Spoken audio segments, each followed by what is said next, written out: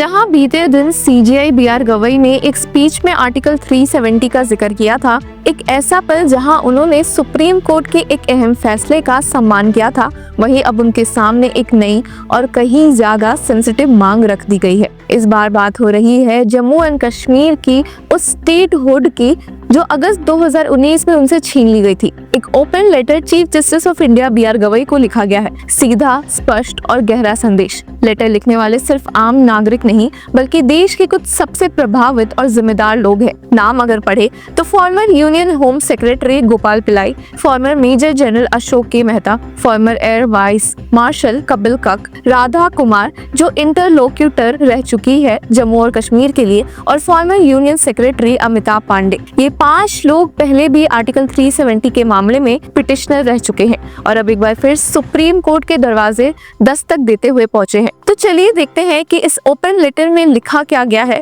क्यों central government पर ये इल्जाम लग रहा है कि वे जम्मू और कश्मीर को अपने कंट्रोल में ही रखना चाहती है, और क्यों ये आवाज सीजेआई गवई तक पहुंचाना आज इतना जरूरी हो गया है। अगस्त 2019 when statehood was taken away. 2019 में जम्मू एंड कश्मीर से आर्टिकल 370 हटा दिया गया था और उसे एक स्टेट के दर्जे से गिराकर 2 यूनियन टेरिटरीज में बांट दिया गया, जम्मू एंड कश्मीर और लद्दाख। ये पहली बार था कि किसी एग्जिस्टिंग स्टेट को यूनियन टेरिटरी में कन्वर्ट किया गया था। उस वक्त इस फैसले पर काफी पॉलिटिकल एंड लीगल डिबेट्स हुई। पिटिशनर्स ने तब भी सुप्रीम कोर्ट में ये कहा था कि डिसीजन कॉन्स्टिट्यूशन के खिलाफ है क्योंकि भारत का फेडरल स्ट्रक्चर्स स्टेट्स के अधिकारों का सम्मान करता है। फिर आता है सुप्रीम कोर्ट का दिसंबर 2023 का फैसला। सुप्रीम कोर्ट ने इस मामले पर जजमेंट दिया, लेकिन एक बड़ी बात छोड़ दी गई थी।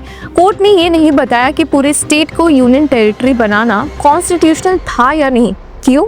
क्योंकि सॉलिसिटर जनरल तुषार मेहता ने ये अश्योरेंस दिया था कि स्टेटहुड अप्रोप्रिएट टाइम पर वापस किया जाएगा। इस बेसिस पर कोर्ट ने कॉन्स्टिट्यूशनलिटी के सवाल को एड्रेस नहीं किया। तब के chief justice of India DY Chandrachud ने अपने ओरल रिमार्क्स में यूनियन गवर्नमेंट को ये भी सजेस्ट किया था कि स्टेटहुड जल्दी रिस्टोर किया जाए। जस्टिस संजय किशन कौल ने अपनी अलग अलग ओपिनियन में तो ये तक कह दिया था कि पूरी स्टेट को यूनियन टेरिटरी बनाना अनकॉन्स्टिट्यूशनल था और इसे तुरंत रिवर्स किया जाना चाहिए। और इसी बेंच में अभी के सीजेआई बीआर गवई भी मौजूद थे, जिनके सामने अब ये लेटर आ पहुंचा है। लेकिन अब क्या हो रहा है? दिसंबर 2023 के बाद भी कोई स्पष्ट रोड मैप नहीं आया है। सॉलिसिटर जनरल तुषार मेहता ने फिर एक बार कहा कि स्टेटहुड स्टेजेस में दिया जाएगा, मतलब पहले कुछ पावर्स फिर कुछ और कब तक चलेगा ये स्टेज रिस्टोरेशन, कोई डेडलाइन नहीं। अब इस लेटर का कहना है कि जब पार्लियामेंट में और सुप्रीम कोर्ट के सामने बराबर ये कहा गया है कि स्टेटहुड वापस मिलेगा, तो इसका मतलब ये भी होता है कि यूनियन गवर्नमेंट को ये एहसास है कि स्टेटहुड छीनना अनकॉन्स्टिट्यूशनल था। अगर वो कॉन्स्टिट्यूशनल होता तो रिस्टोरेशन की तो कोई बात ही नहीं होती। अब ये सिर्फ जम्मू एंड कश्मीर की बात नहीं है। लेटर में एक और बड़ी बात उठाई गई है कि अगर ये प्रेसिडेंट बन गया तो किसी भी स्टेट को कल को यूनियन टेरिटरी बनाया जा सकता है। क्या ये फेडरलिज्म का मजाक नहीं होगा? भारत की यूनिटी इन डाइवर्सिटी का जो स्ट्रक्चर है, जो स्टेट्स के अधिकारों को कॉन्स्टिट्यूशन के तहत सुरक्षा देता है, क्या वो टूटेगा? इस लेटर में ये भी लिखा गया है कि अगर सॉलिसिटर जनरल की बात मानी गई कि स्टेटहुड इन स्टेजेस मिलेगा, तब तो पूरे देश के लिए एक डेंजरस प्रेसिडेंट बन जाएगा। कोई भी सरकार कल को किसी भी स्टेट को डिमोट कर सकती है। ये सिर्फ जम्मू एंड कश्मीर का सवाल नहीं बल्कि भारत के हर राज्य का सवाल है। अब इसके बाद बारी आती है अक्टूबर 2024 असेंबली इलेक्शंस, न्यू होप की। 2024 के अक्टूबर में जम्मू एंड कश्मीर में असेंबली इलेक्शंस हुए थे बिना किसी वायलेंस के। हाई वोटर टर्नआउट हुआ, लोगों ने अपना मैंडेट दिया, नेशनल कॉन्फ्रेंस को एक एब्सोल्यूट मेजॉरिटी मिली। ये प्रूफ था कि लोग एक इलेक्टेड एडमिनिस्ट्रेशन चाहते हैं जो उनके एस्पिरेशंस के हिसाब से सरकार चलाए। और तो और नए सीएम ने पहले ही सिटिंग में एक रेजोल्यूशन पास किया स्टेटहुड की स्पीडी रिस्टोरेशन के लिए।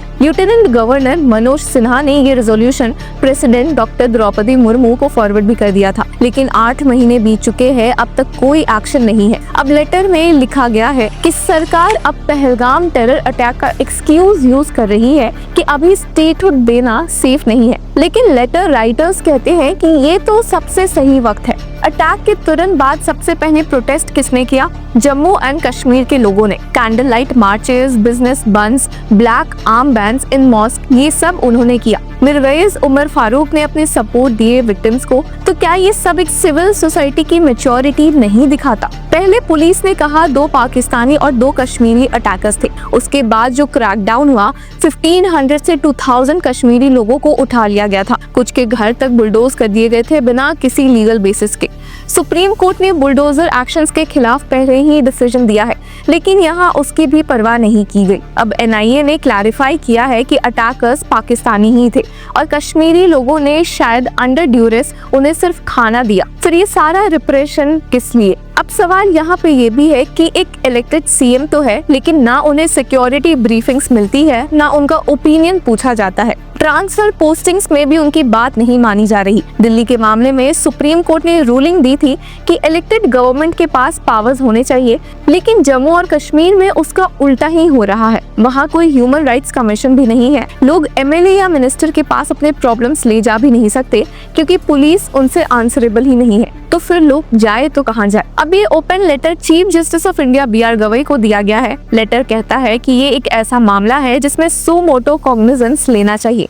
सुप्रीम कोर्ट एक नई बेंच बनाए और जम्मू एंड कश्मीर के स्टेटहुड को रिस्टोर करने के इशू पर फिर से सुनवाई हो। इस बार उस कॉन्स्टिट्यूशनल क्वेश्चन पर सीधा फैसला हो जो दिसंबर 2023 में डिफर कर दिया गया था। ये भी मांगा गया है कि एक डेडलाइन सेट की जाए स्टेटहुड के रिस्टोरेशन के लिए, और ये इंश्योर किया जाए कि फ्यूचर में कोई भी सरकार किसी भी राज्य की स्टेटहुड छीन ना पाए। ये एक प्रेसिडेंट बनाया जाए जहाँ कॉन्स्टिट्यूशन के फेडरल वैल्यूज की रक्षा हो। तो क्या ये मांग सही है? अब आप खुद सोचिए। एक रिटायर्ड एयर वाइस मार्शल, एक मेजर जनरल, एक फॉर्मर होम सेक्रेटरी, एक इंटरलोक्यूटर और एक सीनियर ब्यूरोक्रेट सब एक साथ एक ही मांग कर रहे हैं। तो क्या ये सिर्फ पॉलिटिक्स है? नहीं, ये एक लार्जर क्वेश्चन है कि क्या भारत अपने फेडरल फ्रेमवर्क को समझेगा या एक यूनिटरी सिस्टम की तरह खिसक रहा है। जब सीजे गवई ने आर्टिकल 370 का जिक्र किया था अपने स्पीच में, तो उनका टोन था संतुलित, कॉन्स्टिट्यूशनल और यूनिफाइड भारत का। आर्टिकल 370 के बारे में सीजे BR गवई ने कहा था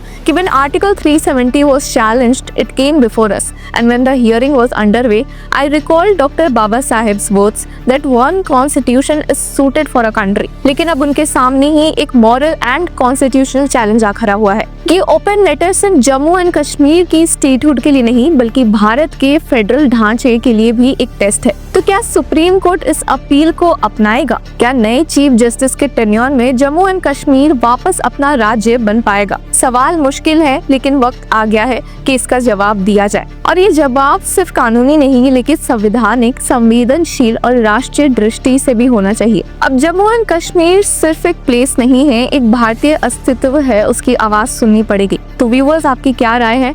हमें कमेंट सेक्शन में जरूर बताएं, और तब तक के लिए कीप फॉलोइंग लॉ चक्रा।